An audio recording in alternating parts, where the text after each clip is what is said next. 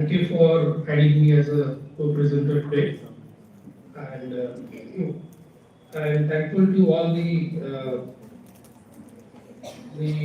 school administration for organizing such a beautiful event there at Kolhapur. So that briefly Shailendra has introduced me. I am part of LG Electronics and I handle the complete the B2B business here. But in the past, me and Shailendra worked together in Hewlett Packard, and around 19 years I'm in the industry in the various fields.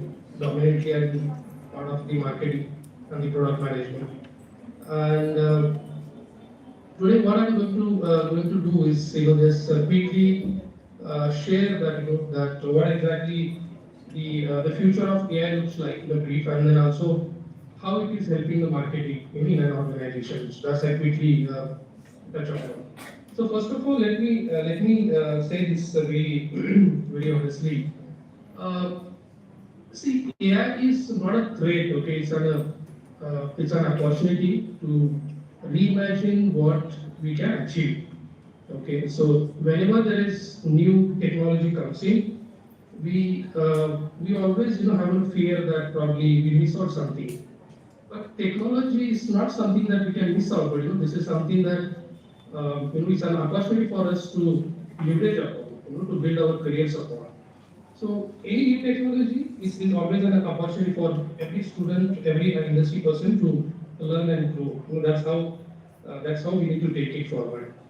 Uh, the AI is replacing most of the things in every field, basically, not only in marketing but in every field. The AI is basically replacing all our automation or your HR or sales or marketing, hiring processes. Everything is replacing you. But there are areas where AI will not be able to replace. So one of them is the innovation. One of them is the thinking of animals. We speak about the generative AI, but still it cannot replace the human being capability of reimagination and the creativity. However, so I'll take you to the slides. Shailendra, should I share my screen from here? Yeah, please share. Yeah, okay.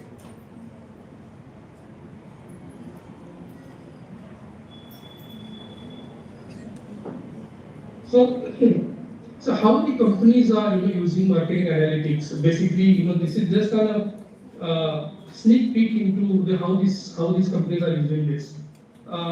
See, most of the companies are using the marketing analytics to acquire the new customers. And also when I'm saying that this is when the slide is saying that the marketing mix. So marketing mix is the various things, the product management, product launches, the marketing intelligence, so many things comes under it.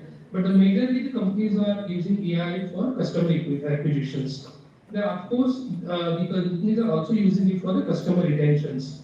And then of course the social media, the segmentation, the promotion strategies, branding. So this is all part of the marketing, every aspect of the marketing. In fact, the pricing also comes, is a part of that entire strategy.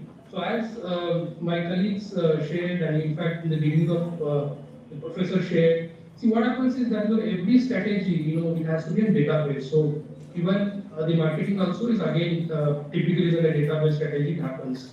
So within this, even the product strategies are trying to get decided automatically.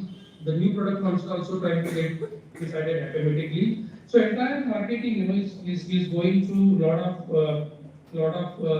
database analytics, and basis that decision makings are happening in the larger organizations.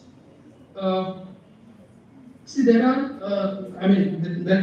these are typically the market analytics in practice. That when I'm saying about customer segmentation, what exactly happens is that it divides the customers into groups. So there are a lot of live examples we can share. How actually it happens. But there are many examples. When Mr. Shailendra shared about the Maggi, he shared about the one Tata Jeweler. So this all customer segmentations. Every customer is trying to do and understand their behavioral patterns. They are trying to understand their characters. They are trying to understand their buying patterns, and then design the strategies accordingly.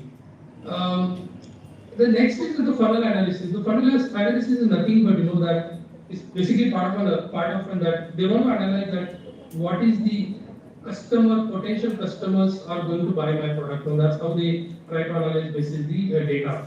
So this is basically a pipeline analysis. And the A/B testing is nothing but which works better, whether the strategy one works better or strategy B works or strategy two works better. So this is basically a comparison of two things to get the best results. And of course, the return on investment, which is very important for every aspect, every department, every organization. So it also helps into analyzing the return on investment of every activity. Uh, Next, what I'll cover is this is little slow. Just bear with me, please. Okay.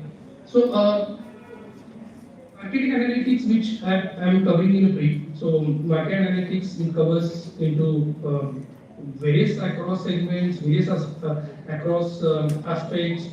We already discussed about including the digital, email, social media. I mean, it has so many things. Basically, we try to gather the data from every resource, every source, and then analyze it and then make the decision basis the data. The insights, whatever we gain, I mean, in the marketing field, basically again, it used to get the best results out of the marketing mix, the customer acquisition, which already discussed, and the retention, and overall the marketing performance.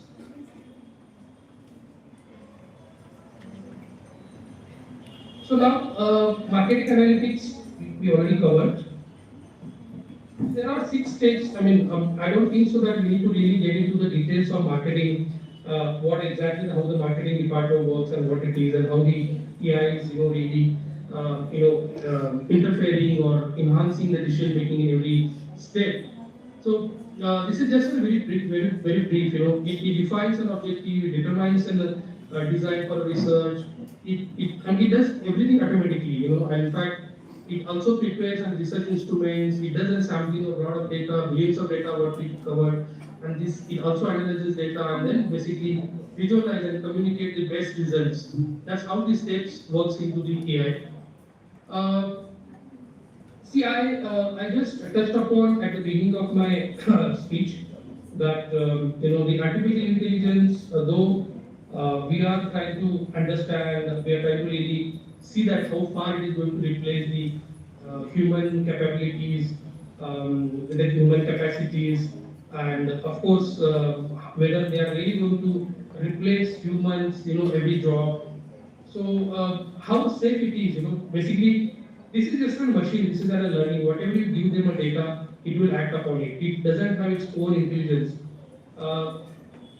Generative AI, which everybody is speaking about, probably, but still it cannot have this, still unless and until you do not give some data to learn, to that machine, it may not learn at all. So definitely there are limitations if you compare that. The predictions sometimes can be very accurate, sometimes can be inaccurate if data is not correct. The future of AI, what I touch here is whether how this future of AI, how people are thinking around the world, how the companies are thinking around the world, which jobs are likely to be get replaced. So, see, there are studies happened in US, basically how the generative AI will have an impact on industries. So what people say is that on the technology, people say that it's a very positive. It's going to have definitely an impact on the technology. And they're very neutral about whether on the technology is really going to help or not. These studies done on 2023. After 2023, there are a lot of improvements has happened, a lot of developments has happened. But this is just and probably give us an idea that how the overall industries are thinking, overall the people of the professionals are thinking. And in the entertainment industry, 23% people think that yes, it's going to have the major impact. In the sports industry, the arts and culture industries, the travel industries. So of course, in every industry, people are thinking that it's going to have a very positive impact. And there are also that probably people think that is going to be very negative, but yes, I mean every aspect has a pros and cons. So this has very little. Um, Now what happens is that what happens is that everybody is thinking that with the AI, everybody wants to reduce their cost, reduce their expenses, and with the minimum expenses, they want to have the maximum results. So this is how the cost of experimentations, evaluations has happened over the period of time, from 1980 to 2024, 40, and 2014 is predicted that is going to happen. See, basically, we all know that there is a Moore's law. When the initial days of a computer, the the chips were very huge, and then it kept the transistors kept getting adding on every chip. The Moore's law used to elaborate about how the transistors are getting doubled every year, and then the computers were becoming smaller, um, but the costs were going high. Overall, the manufacturing costs were going high. But if you really compare that cost with the initial cost in the initial days, the cost was still was very less. So, as per the Moore's law, that the computers are becoming very smaller. The technology is also becoming very cheap, very affordable, and is compared to the years before 1980s and all. Again, everybody is talking about AI will save a lot of cost, right? So the future of AI is yes, of course, it is going to impact on every industry. Of course, it is on the healthcare, which a little bit Shailendra also touched upon. It is going to help. It is going to impact a lot on security, which is a very important part of the entire process of the AI, because I mean security is something where I think everybody is spending a lot, and that's very important part of every organization. Education, and of course, I mean education. There are a lot of trying to be self-learning and trying to get a lot of ready-made databases, and probably what I can say is that today I'm presenting here. What I see that maybe down the line 1 year, I'm not really saying that down the line 5 years because technology is changing very fast. When I'm saying is 1 year, I think that even down the line 2 months or even 6 months, somebody like me, there will be a robot and who will be delivering a complete speech in front of you guys, or a robot who will look like me, who will be a professor in a Kamala College, maybe down the line 6 months or 1 year. So technology changing very fast. So education and every profession is changing very fast. So anything is possible as long as as we move forward and keep it look at very positively of development of this technology. And the banking and finance, I think yes, of course, is very important. When you in fact compare that with the security and the defenses, the banking also is very important. The new technologies are a lot of coming in. We are hearing about a lot of cryptos and all. So the more of very soon we will hear about Web 3. Now we are Web 2. So Web 3 will have more of the security concerns and the banking and finances. It will work on a lot of contract based. I mean, there's a huge things are going to happen on Web 3. So that's where these all these technologies are going to make a lot of impact. Autonomous vehicles, yes, of course, and it is already having a lot of impact. Manufacturing, entertainment. In the manufacturing, we already hear a lot of Industry 3.0, Industry 4.0. Now the industries are talking about Industry 4.0. So Industry 4.0 is nothing about automation of everything. So Industry 4.0 itself is a very big topic, but this is how this is going to impact. This is how it's going to be look like our future. The entertainment, of course, we are seeing about we are hearing about the Starlink. We are hearing about Finoxes. Earlier used to be. I mean, everything is now become an OTT. Everything has become a cloud. So that's going to have a lot of big impact in the future as well. How we visualize the entire media, how we see the entire movies and all. This is going to have a lot of impact. The workplace has already become more of remote. So this definitely has a lot of impact already. Mm, this is just a brief that probably we are predicting that in the 2026, we were probably down the line, before 2 years, we were not even thinking that we are having very shortly the driverless cars, but driverless cars are already there. And we will see the driverless, the big vehicles as well, the trucks as well, the buses as well.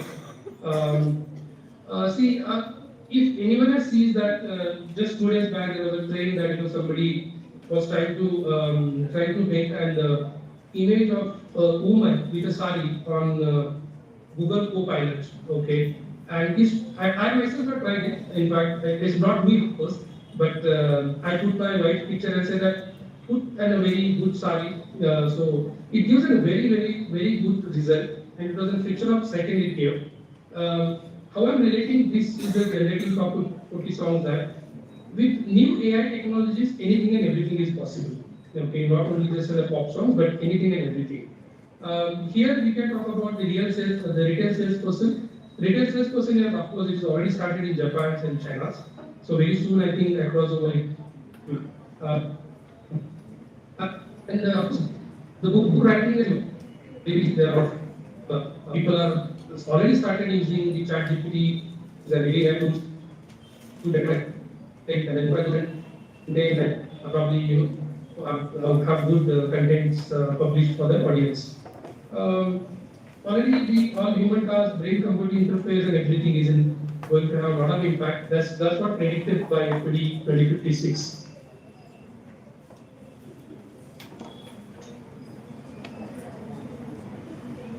So, just speaking of which jobs AI can replace and which jobs AI can't replace. So, there are limitations for AI. There are some aspects being the human risk, where probably the AI we would replace or a very good impact. Sales managers is of course because we in fact if any buy at home, most of the time we want somebody to go and speak to us, and that's not going to really change much. Yes, there will be an automated sales. I mean automated sales in terms of like if you go to a hotel or 5 star, if you want to check in, so there's all the possibilities that a robot will entertain you, and there will be no human being at all. But still, this will have a limited impact in a lot of other areas. Marketing managers again because we need to put in a lot of data and a lot of things happens in the marketing in person. Putting up the signages, so many things happens in the marketing. So that's really very difficult to replace those kind of jobs. Public relations, the chief executives, the event planners, the writers, software developers, the editors, the graphic designers. See, these are the few jobs which will have a very limited impact. I'm not saying that this is not going to be replaced, but this will have a very limited impact. See, as I said that every technology has its pros and cons, but I always think every technology is an opportunity for a growth. It never replaces entirely human being, it cannot at all. So we should not have that FOMO, the fear of missing out at all that it will come in the future. But then we should write that, rather we should think to that, and we should learn the new things and adopt all the technologies. So that's only the skill will keep you relevant all the time in the job market or business market everywhere. These are the certain skills where probably the humans have, and it is expected that AI may not have. The humans, the creativity, of course, creativity the AIs cannot have. AI, what they can have is the creativity which is probably not natural creativity, but probably manual creativity, something out of that it may have. It is again because of basis the data. So the humans want the natural creativity and the innovation, the mindset what have that AI may not replace at all. Emotional intelligence, of course, it is not possible at all to replace. The ethical oversight, the adaptability and the flexibility, the adaptability and the flexibility at a certain level with the generative AI, they might adapt it, but it is entirely not possible to replace it completely. Uh, this is my last slide, as I was speaking about. Okay. Again, I just say this: the AI is not threat at all; it's an opportunity. So it is to reimagine, and what we can achieve is an opportunity for all of us. Um, See, even every revolution, whatever has happened, it has given the more push to the industry.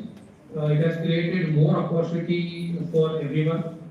So nothing to worry about, nothing to say that probably AI is going to vanish and we are not going to be at all. Humans are not going to be at all there.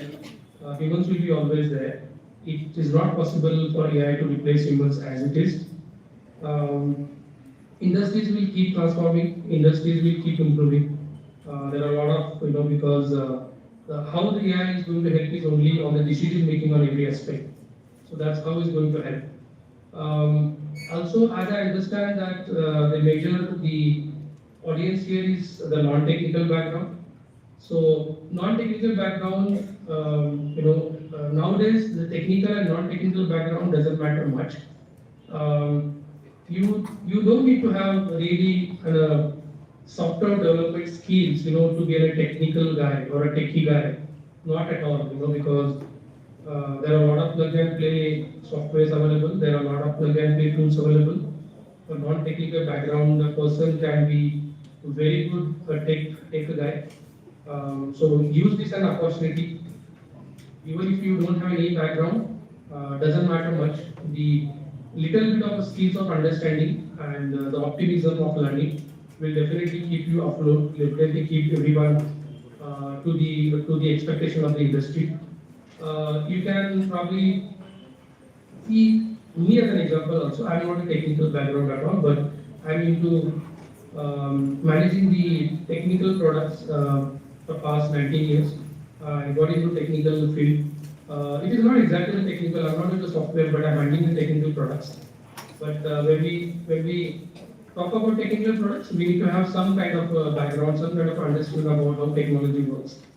And other than this, I have, with my passion, I have learned many things about probably every aspect of the technology. So I'm just giving examples that we should not have that some fear that I'm a non-technical background guy, so I cannot do this, or how I'm going to do this. So there's nothing. I mean, a lot of opportunities.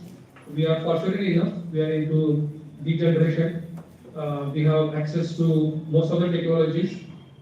Technology for the software, technology on the hardware. So I mean, this is the best time to enhance our skills. This is the end of my presentation. I'm again thankful to everyone, all the audience, to listening to me peacefully. And thank you, the school management authorities and Shailendra, for giving me this opportunity. Thanks everyone again. Thank you very much. Thank you very much, Honorable Shailendra Kadre sir, for the wonderful keynote address. Your presentation on ALML present and future was really very insightful. By giving examples from day-to-day life, you have presented the topic in a very lucid manner. Thank you very much for consenting the request as keynote speaker and gracing the seminar. Your deep insights have thoroughly enlightened us. I am also thankful to Mr. Shivaji Vasankar, GM, LG Electronics Bangalore, for his invaluable presentation on database analytics, and he focused on the mythical threats that would cause due to the use of AI. But as he has said that AI and human intelligence will go hand in hand together in the future, and the future will be really very bright. Thank you very much, sir. Thank you, both of you, for gracing the function. On this note, may I request Chital Vasankar ma'am to propose word of thanks. Thank you, ma'am. Good afternoon to everyone present here. On behalf of the organizing committee, it is my privilege to propose the vote of thanks of this one-day multidisciplinary national seminar on pathwaying artificial intelligence and society, a multidisciplinary approach. First of all, I sincerely thank Honorable Professor Dr. Kumar Patil Sir, Executive President, Tarayana Vidyapith, Kolhapur, who is guiding and supporting us throughout the program. Then I would like to thank Honorable Dr. S.N. Pawar Sir, Vice President, Tarayana Vidyapith, Kolhapur, who is presiding this inaugural session as a chairperson. I thank Honorable Shri Prajakta Patil Sir, Secretary, Tarayana Vidyapith, Kolhapur. Then I special word of thanks to our principal, Professor Dr. T.P. Kodekar Madam, for offering us valuable guidance.